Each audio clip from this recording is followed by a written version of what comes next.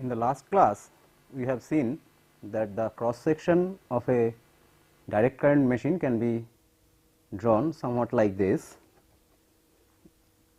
It has a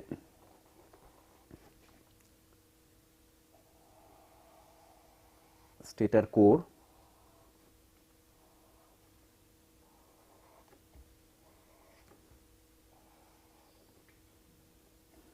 to which poles are connected, stationary poles, field poles.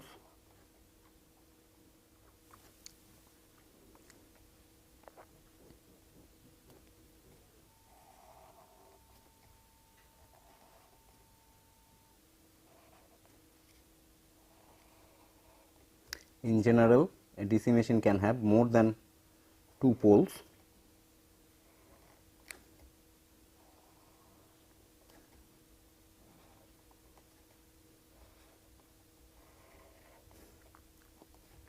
The poles are fitted with pole shoes, which covers the most of the air gap part.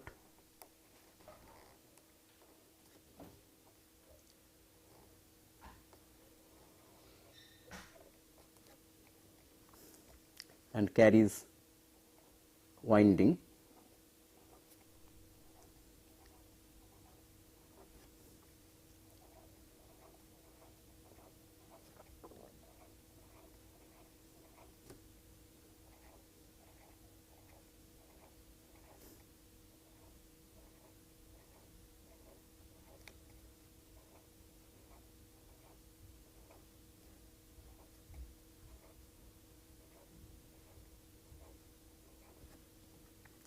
These windings are electrically excited with DC current such that alternate north and south poles are generated. The armature, the rotor carries the armature,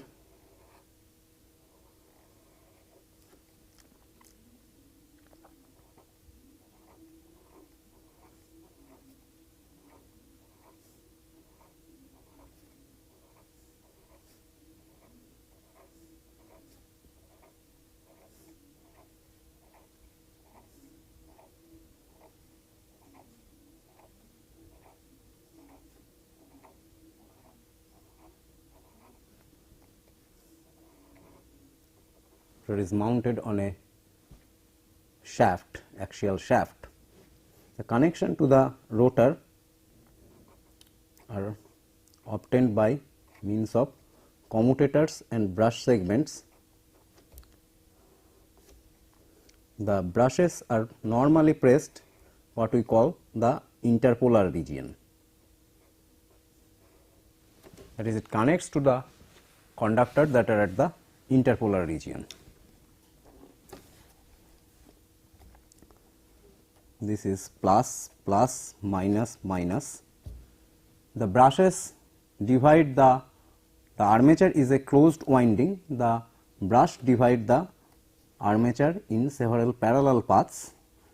The closed winding of the armature can be schematically represented like this, and the brushes here,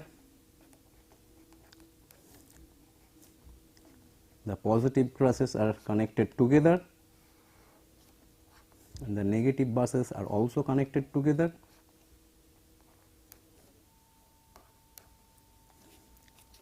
And 2 terminals are finally brought out. However, the brushes divide the whole armature winding into a number of parallel paths. Number of parallel paths A is equal to the number of poles of the DC machine for lap winding,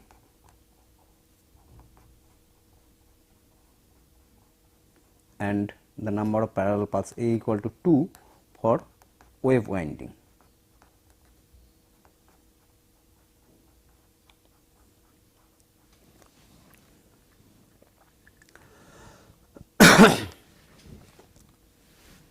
Now, when such an arrangement is rotated inside the stator, this armature is rotated inside the stator, an EMF is induced in the armature coils and across the brushes, as the coils are series connected between brushes, as well as if an current is allowed to flow through these conductors by either connecting an external resistance and rotating the machine, in which case it acts as a generator, or by supplying the armature from an external voltage source, in which case it acts as a motor, a torque is also produced. In this class, we will try to find out the expressions of this generated EMF and the generated torque as functions of different machine parameters. For this purpose, let us take what we call a developed view of this cross section. Developed view is nothing but cutting the cross section diametrically and unfolding it in a straight line. If we do that exercise, along this axis and hold it open, then it will look somewhat like this.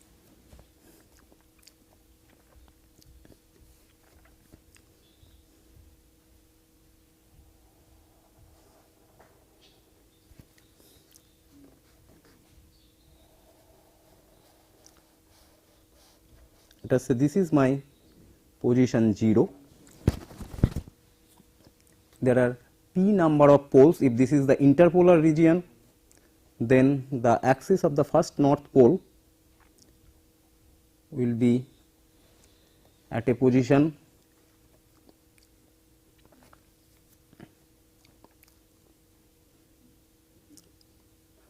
pi by p. The next interpolar region will come at 2 pi by p.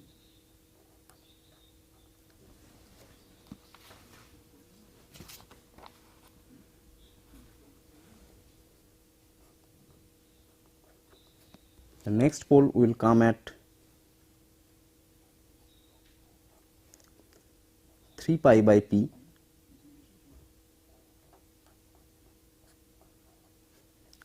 And we will come back to the original position.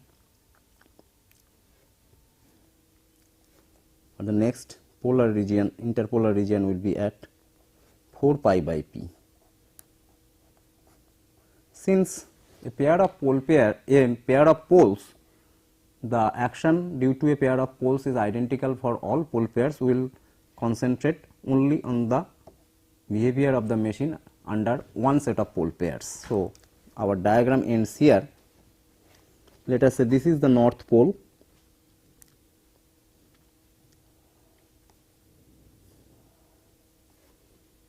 and this is the south pole.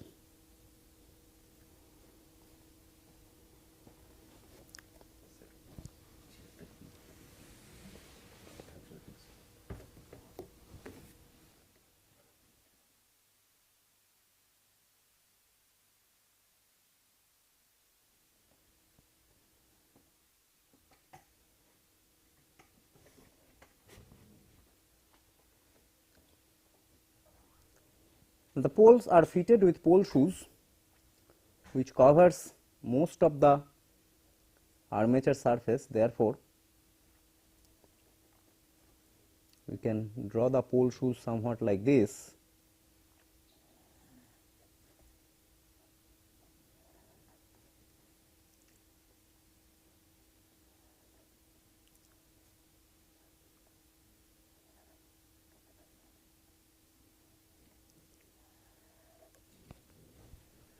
So, this is north pole, this is south pole. The flux density waveform produced by the field winding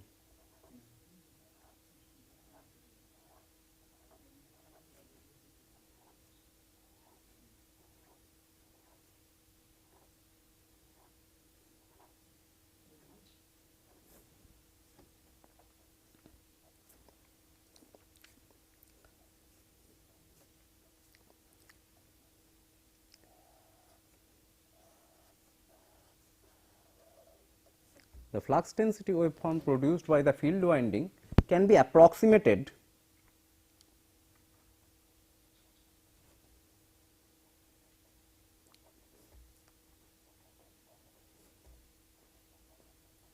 by a flat top trapezoidal waveform.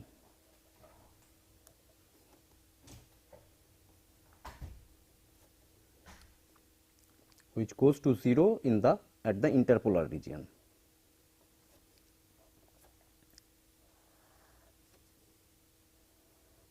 In this region, flux is going from the pole to the armature, which we call positive flux and denote by these arrows.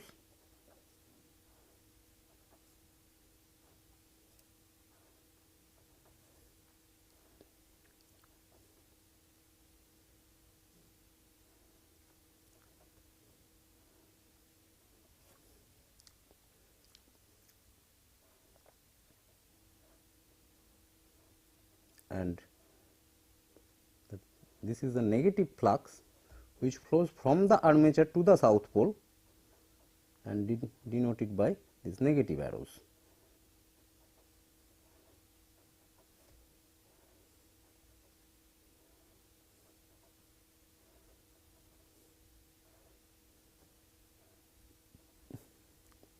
So, this is the flux density waveform due to the field winding alone. Now, consider at any time a coil on the armature, full pitch coil. By that we mean that if one end of that coil is under north pole, the other end will be under south pole.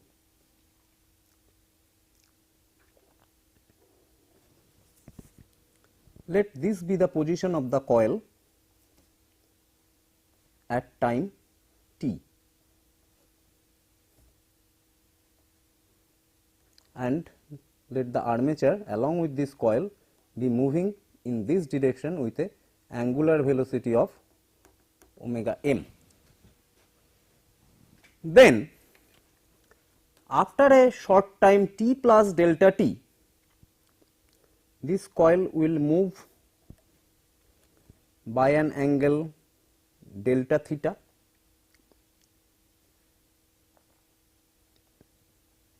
This angle will be delta theta. What will be delta theta? Delta theta equal to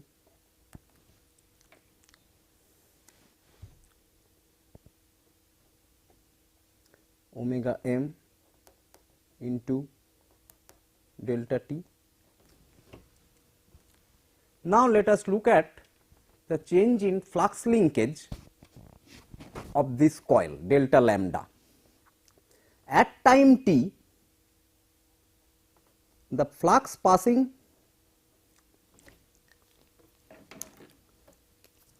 through the coil can be found by integrating the flux density waveform between these two limits, and at time t plus delta t, the flux density waveform flux linkage can be found by integrating the flux density waveform between these two lines. However, let us find out the change in flux linkage, or rather change in flux first, delta phi. The change in flux delta phi, if we try to find out, we see that the flux passing through this area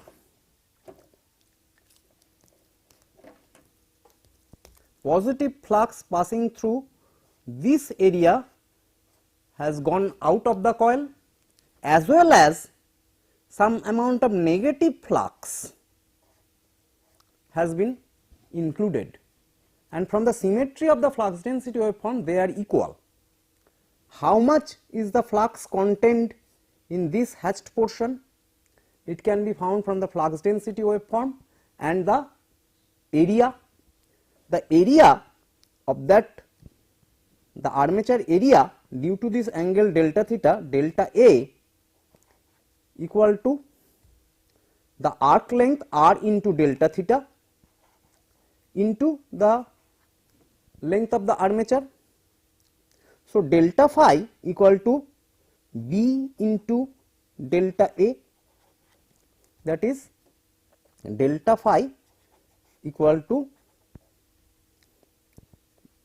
B r L delta theta. So, and 2 times this, and that is in the negative direction. So, this is minus 2 times B r L delta theta, and the change in flux linkage delta lambda equal to number of turns in this coil, let us denote it by NC. So, delta lambda equal to minus 2 NC B r L delta theta. So, the magnitude of the EMF induced in this coil at the instant t is given by E equal to limit delta theta tending to 0 delta lambda by delta t, that is equal to d lambda dt. So, E equal to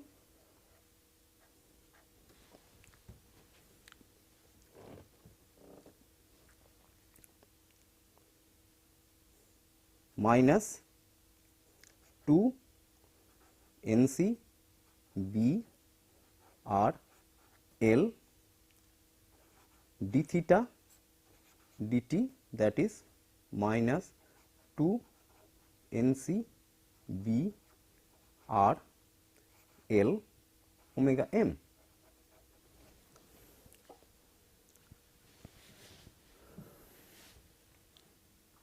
So, we see that the voltage induced in a coil at a given position theta is proportional to the flux density at that position and the rotational speed of the machine. So, we can draw the waveform of the induced voltage in that particular coil as it moves along the armature surface.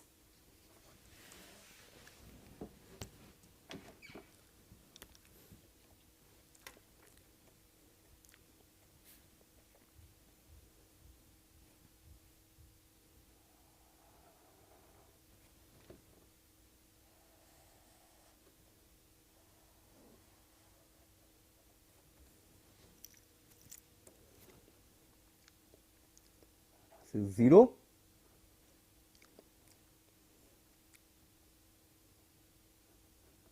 this is pi by p, this is 2 pi by p, this is 3 pi by p, this is 4 pi by p. As the coil moves along this direction, the EMF induced has a similar waveform as that of the flux density waveform, that is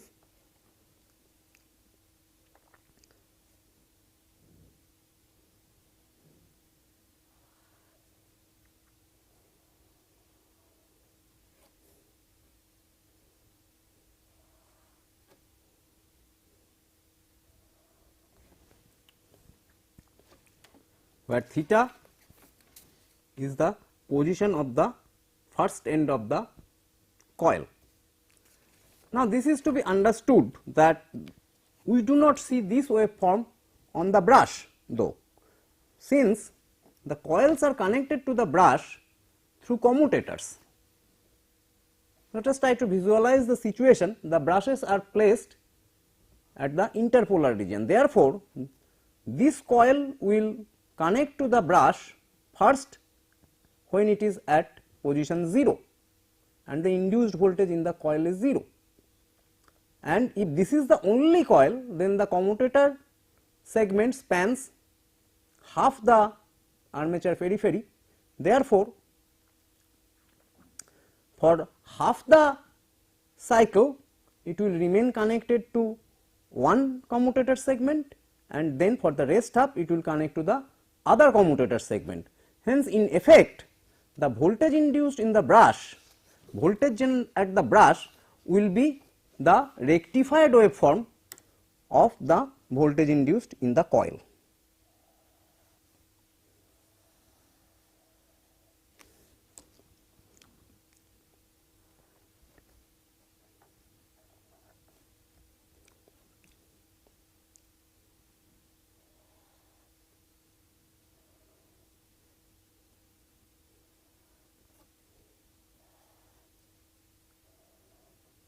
This is the voltage induced, this is the voltage induced in the coil, this is the voltage in the brush, across the brush. This would have been the voltage across the brush had there been only one coil on the armature. But now consider a practical DC machine where there will be a large number of such coils. For example,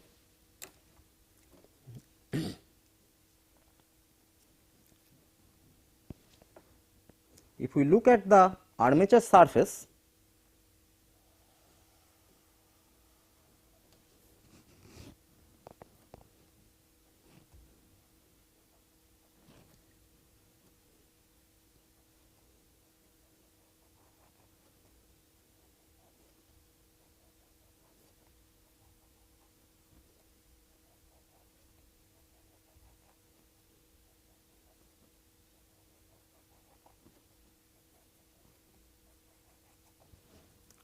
this contains slots.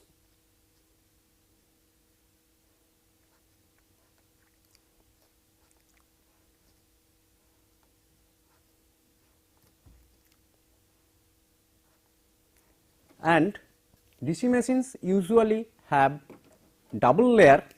So, in each slot there will be two coil ends. So, and if we assume that one of these slot denote the width of the slot by delta theta, then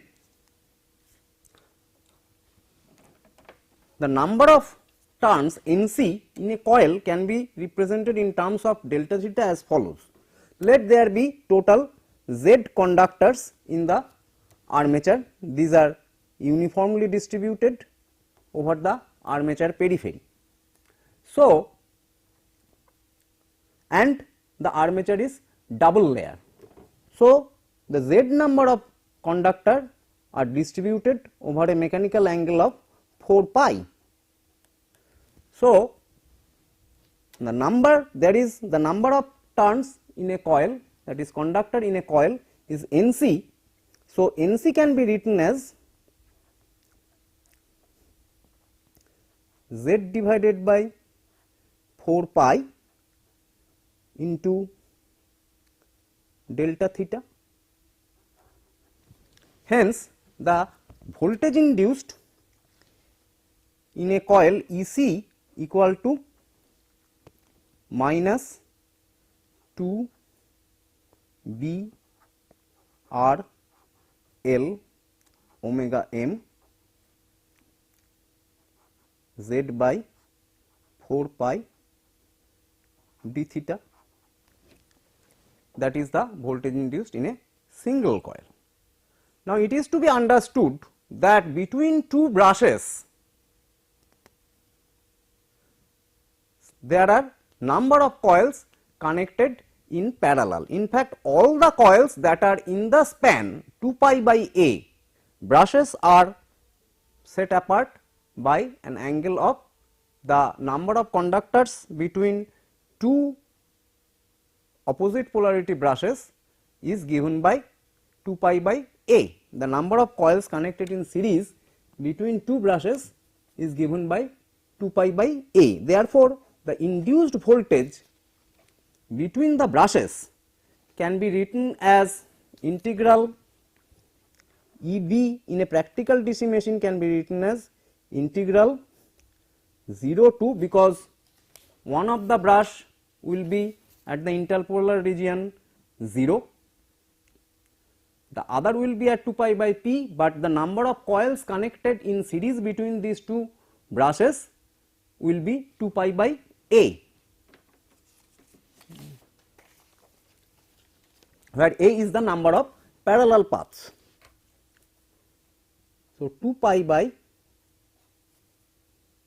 A EC d theta EC, which is equal to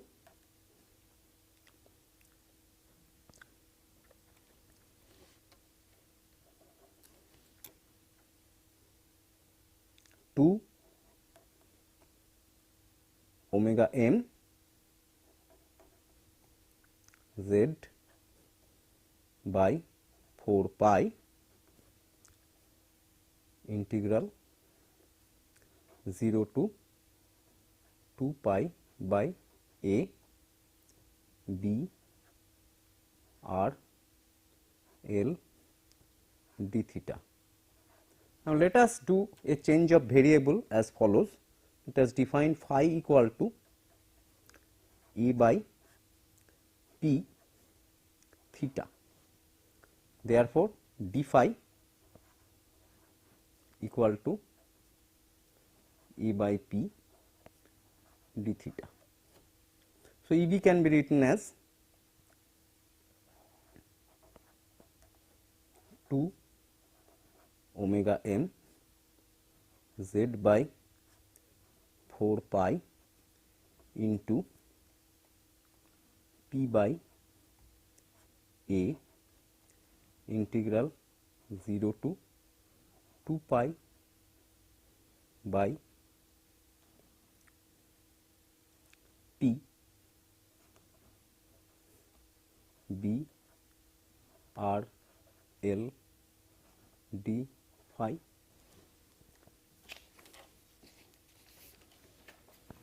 This term under integration can be easily identified as the total flux passing through the north pole. Hence, this is termed the flux per pole or phi p. Therefore, the simple formula of induced voltage across two brushes is given by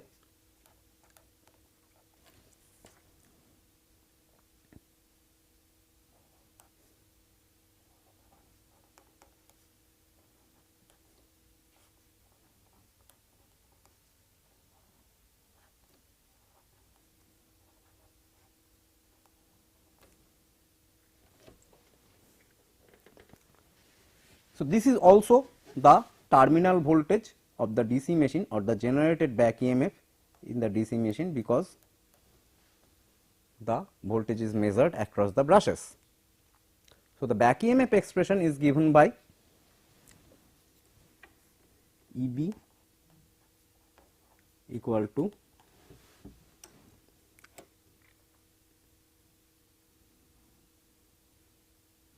Z divided by 2 pi P by A phi P omega m. This is sometimes written as K phi P omega m, where K is the back EMF constant as given by K equal to Z by 2 pi P by A. Now, A equal to P for lap winding and A equal to 2 for wave winding.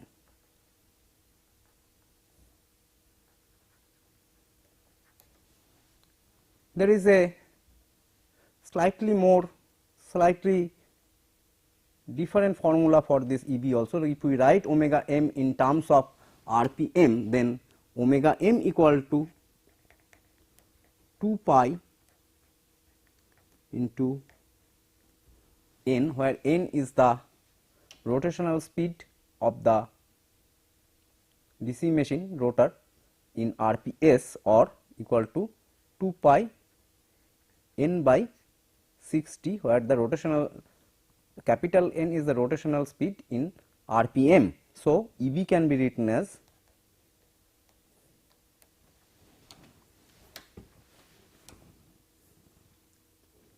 phi p z by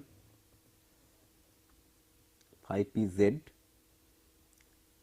n by 60 into p by a. This formula is also very much in use.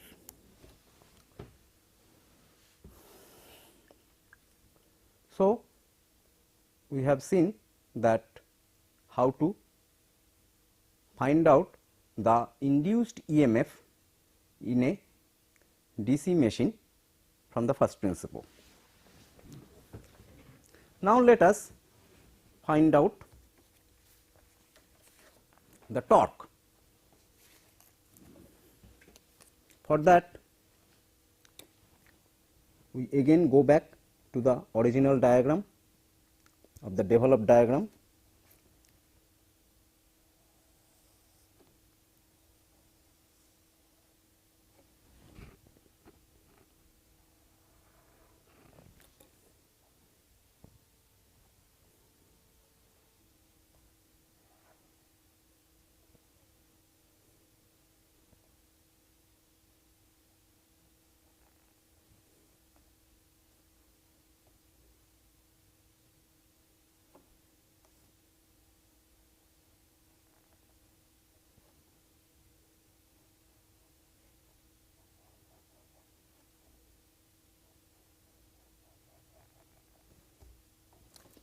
The flux density waveform due to field winding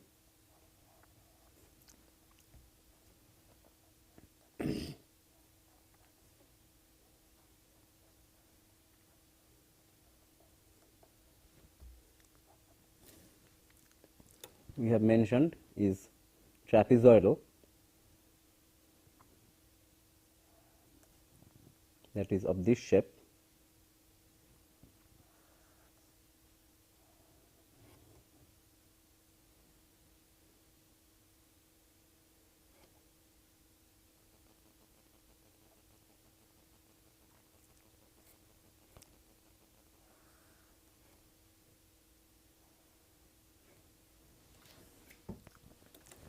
And the armature contains slots and coils in the slots in double layer.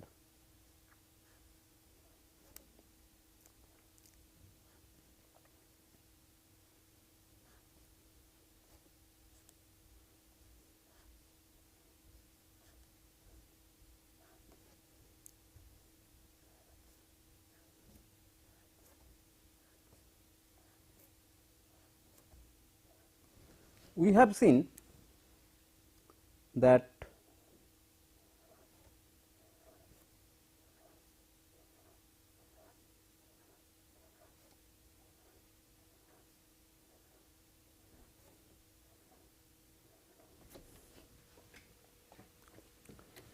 if this armature is moving at a speed omega m,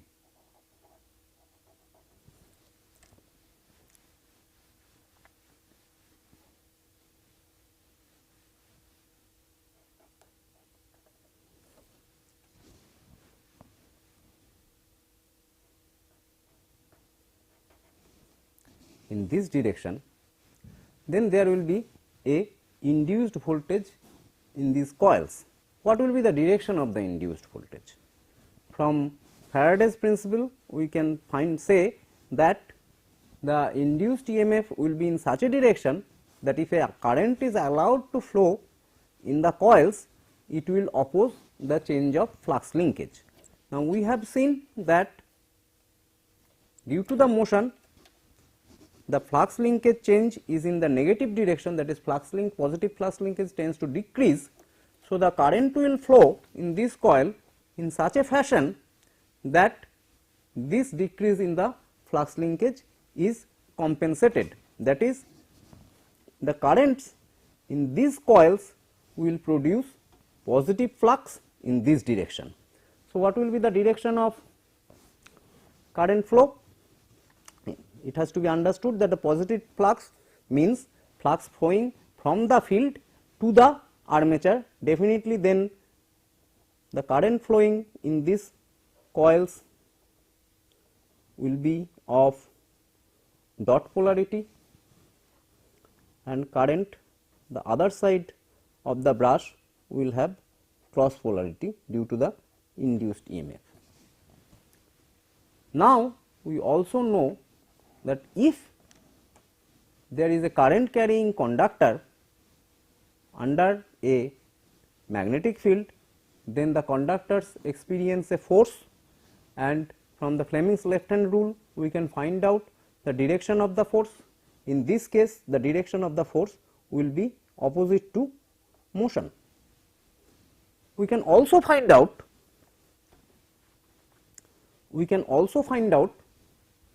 the magnitude of this force acting on some conductors. Let us say one coil, delta F will be equal to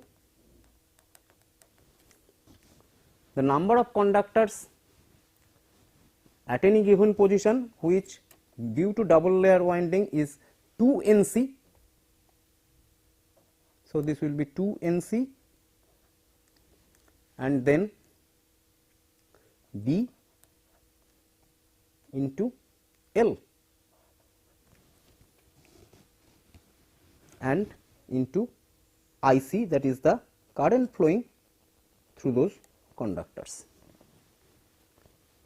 Now, if the armature has a number of parallel paths, then IC equal to armature current IA by A. Therefore, delta F equal to 2 Nc B L IA by A. Now, let us look at the original diagram of the DC machine. The conductors here are experience a force of delta F in the direction opposite to the motion. Similarly, the conductors diametrically opposite are also experiencing a force, and again in the direction opposite to the motion. So, the torque produced by these conductor sets, these two sets of conductor, is given by delta T equal to 2 into R into delta F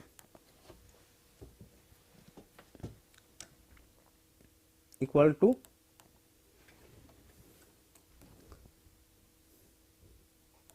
four Nc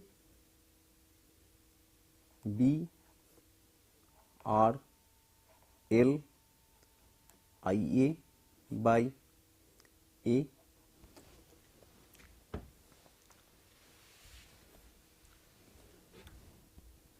However, we have found out Nc equal to Z by 4 pi into d theta. So, dt equal to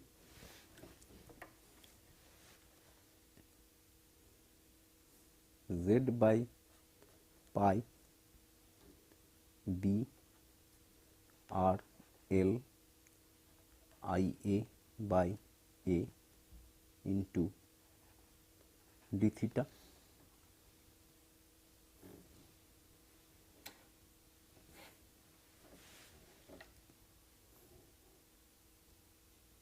Now, we know that the total torque, in order to find the total torque, we will have to add the torque produced by individual coils between two brush, because the rest of the coils will now be taken care of by other sets of coils. So, there are between two brushes, we will have to integrate them. So, torque T equal to Z by pi into I by IA by A. We have to integrate over one pole pitch, that is integral 0 to 2 pi by P B R L d theta. However, there are P by 2 such pole pairs which is generating the torque. This is the torque produced by one pole pair. So, the total torque, for in order to get total torque, this has to be multiplied by P by 2. So, the total torque expression will, this we again identify as flux per pole. So, this will be Z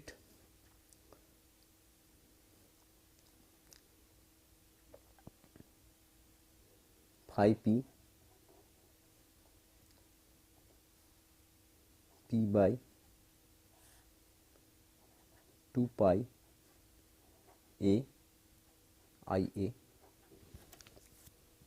equal to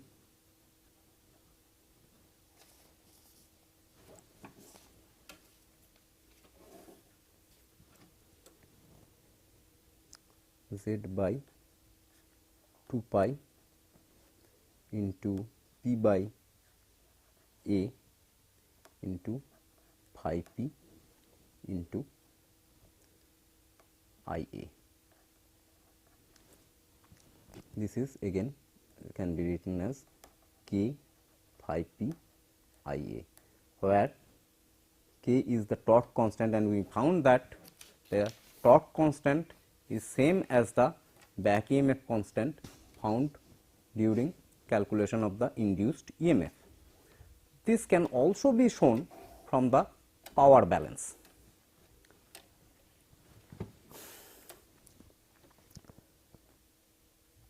Let us say this is the armature with the brushes.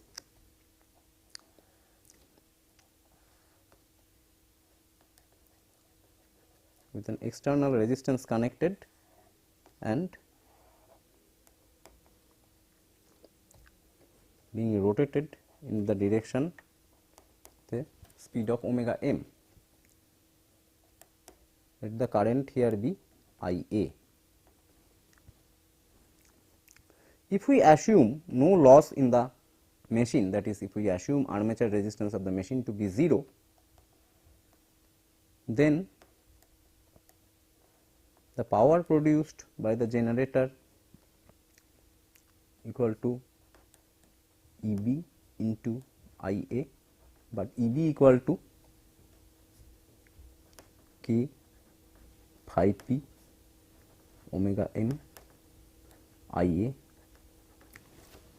The electrical power produced must be equal to the mechanical power input. So,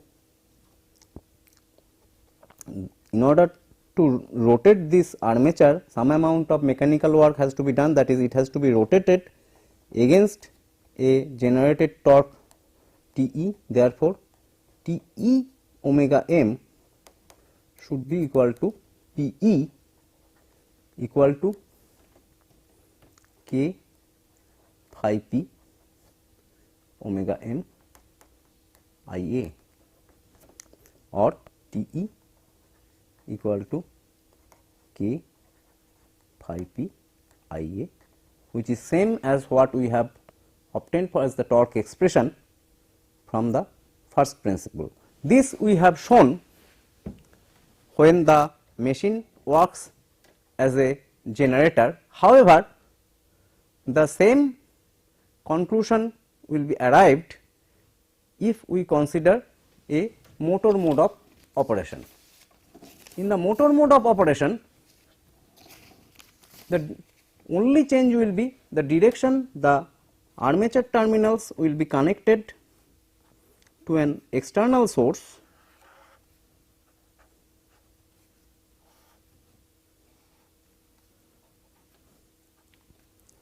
of voltage V,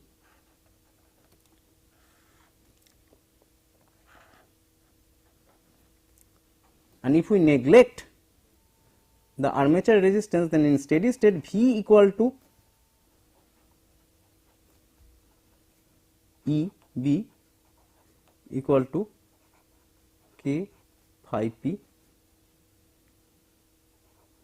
omega m. Therefore, electrical power input to the machine is V I A equal to K phi P omega m I A. This must be same as the mechanical work done. The direction of torque will also now change because the direction of current has changed. So, T E omega m should be equal to K phi P omega m I A, or torque in the motor mode will also be given by K phi P I A.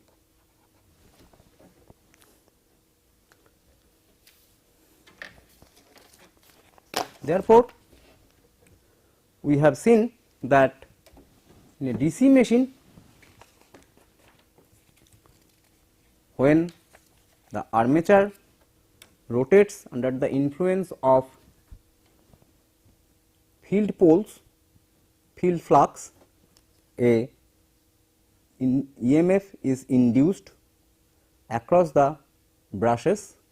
The magnitude of the EMF is proportional to the flux produced by the field poles, that is flux per pole phi p, and the rotational speed of the armature. In the same manner, we have shown that if a current is allowed to flow in the armature conductors either by connecting a load in the generating mode or by connecting the armature to a separate voltage source to make it run as a motor, then an electromagnetic torque is generated, the magnitude of which is again proportional to the flux per pole and the armature current in the armature circuit. For the motoring mode, the current is injected into the armature by an external circuit, so that electrical power is input to the machine, and hence the generated electromagnetic torque will be in a direction which will assist motion, that is mechanical work will be done. So, the direction of electromagnetic torque will be in the same direction as that of rotation, that it will assist rotation, and hence electrical power input will be converted to mechanical power output. The reverse will happen in the generating mode, that is if a load is connected, then the current flowing through the armature winding will try to stop the motor, that is the electromagnetic torque produced will be in a direction which is opposite to the direction of rotation. However, if the flux per pole and the magnitude of the armature currents are same in the motoring and in the generating mode, then the magnitude of electrical torque produced will be given by the same formula, that is K phi P I A, both in motoring and in generating mode. Similarly, the induced voltage either in the motoring mode or in the generating mode will be given by the formula K phi P omega m. So, whether the machine operates as a motor or as a generator, the formula for Induced voltage in a DC machine is given by EB equal to K phi P omega m, where K equal to Z by 2 pi P by A.